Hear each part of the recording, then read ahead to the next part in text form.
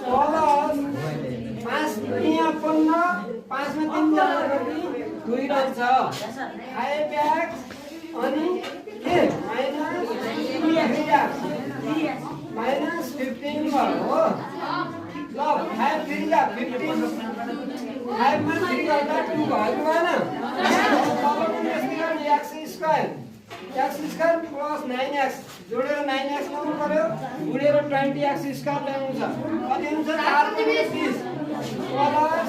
5x plus 4x अनि plus 20 को 20 ल्यायो हो अब हेर्नु बिस्तारै यो यसलाई गुणा गर्दा 20x स्क्वायर आउँछ हुँदैन अब जोड्दा 5 को 20 5 मा 4 थप्दा 9 भयो अब यो दुईटा ट्याक्कै के गर्ने दुईटालाई के गर्दिने अगाडिको चाहिँ हो राक्षसको मिलाइ के भयो राक्षस बच्यो राक्षस प्लस 5 बच्यो हो अगाडि भयो अब माइनस कमन लिने -3 कमन आउँछ राक्षस बच्यो माइनस के हुन्छ माइनस प्लस माइनस हुन्छ यहाँ प्लस गर्ने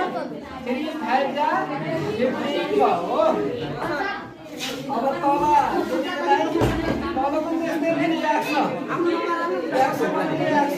5 भयो हो प्लस 5 भएपछि अब के रह्यो x प्लस 5 भयो अब प्लस 4 कमाउने 4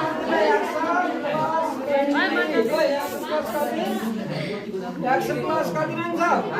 4 × 20 हुन्छ 20 को मिलेको मिलेन मैले हिजो के भनेको थिएँ तिमीहरूलाई 20 को मिल्ने जुन मिल्छ नि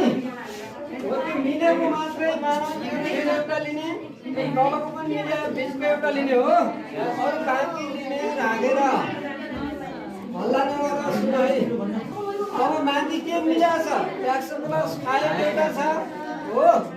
अब बचेको के x माइनस 3 तल के गर्छ के छ मिलेको x प्लस 5 x प्लस 4 है अब त्यो माइनसमा साटिन्न एउटा तल